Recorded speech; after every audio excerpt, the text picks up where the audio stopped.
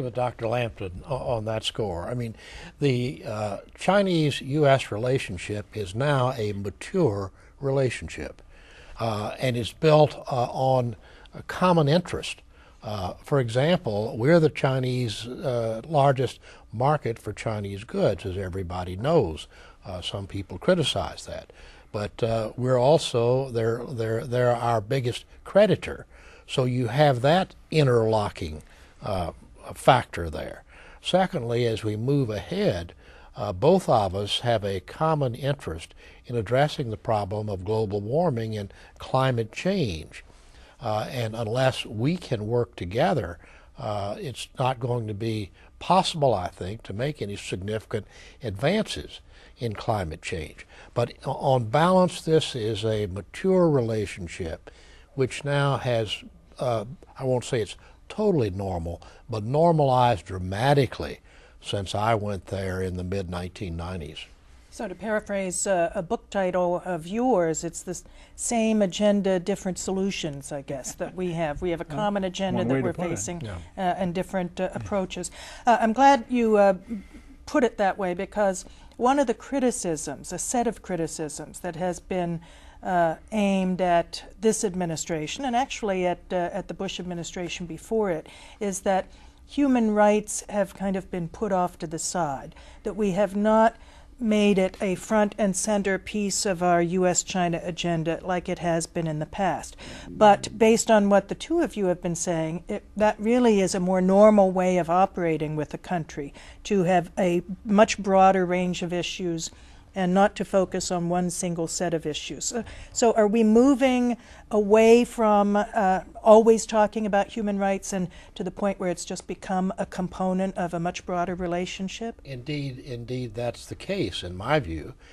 It used to be that when an American president or an American official, U.S. official, went to China, they were always asked first and last, did you raise the human rights issue?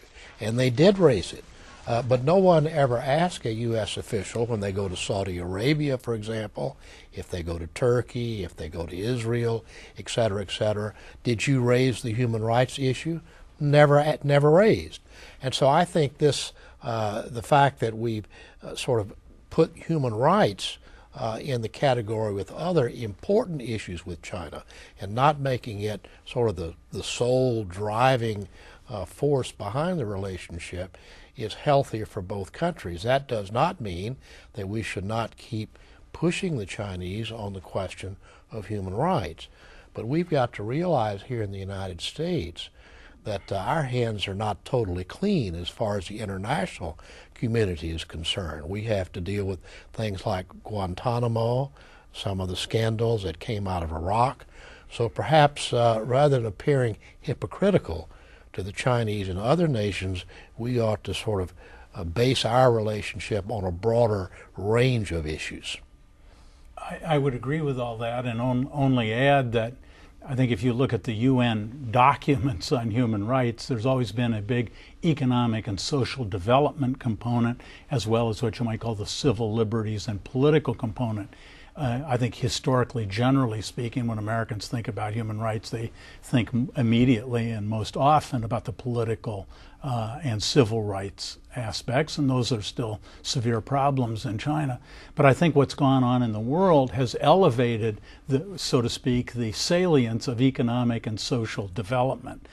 Certainly the worldwide recession, which has affected China substantially, and obviously the United States, has elevated economic concerns on everybody's agenda. Getting people back to work in China, as in the United States, in some sense, is an economic and social right of importance. And security issues with the worries about Iran, not to mention 2 wars, plus Afghanistan. And I think it's, I hesitate to ascribe it to human nature, but it's my observation looking at politics. When you have economic and security issues on the agenda, they tend to dominate other issues, perhaps human rights being one of those. Would you say then that it's fair, in the past when a president would visit China, and then we'll leave this issue and move on to other things, but in the past there'd be a symbolic release of a political prisoner. That was often a gesture that the Chinese would make, and that did not happen this time. Is it because it was simply not raised, or are the Chinese becoming more confident that the issue is the relationship is based on a much broader set of issues? I would say that it could be both of those or a combination of the two. The Secretary of State, Hillary Clinton, indicated early on that human rights was going to be important with China, but we were not going to base our relationship with China on the question of human rights, which we ought to distill, I think, for the purpose of China, to civil rights and political rights. I mean, the Chinese would say to us that, well, we think it's an economic or a human right to have a job, or a human right to have certain other things or conditions met. But here I think we're moving away from the idea of human rights as a focal point of the relationship. I would just add that it seems to me that if I look back on those days when presidents were going to China, you had a process of not only once they were there, sometimes or afterwards, the release of some prisoners. But I always had the uncomfortable feeling that this encouraged the Chinese, in some cases, to begin to incarcerate people, so they were bargaining chips in a continual process.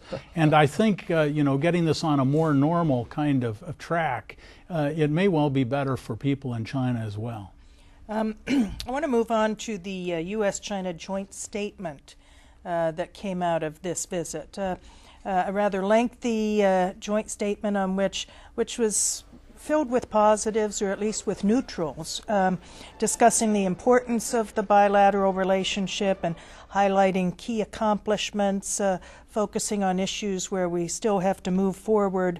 And it was really very positive. Now, let me read you one section, for instance. We'll just take one issue, Taiwan. And the language in the statement basically is, the United States and China underscored the importance of the Taiwan issue in U.S.-China relations. China emphasized the Taiwan issue concerns China's sovereignty and territorial integrity. The United States stated that it follows its one China policy and abides by the principles of the 3 U.S.-China joint communiques. Now, couldn't you just have those sentences put on a rubber stamp and just put them onto every document that has been issued or every meeting that has been held in the past 20 years? Well, I think Dr. Lampton may or may not agree, but I think what's characterized U.S.-China relations since the 1970s, as far as Taiwan is concerned, is classic ambiguity. And I think you still have the ambiguity of each side issuing its own statement, its own version of how they perceive Taiwan. And being happy with it. And being happy with it. And we've managed to take this relationship over a period of 35 years from one of hostility, using ambiguity.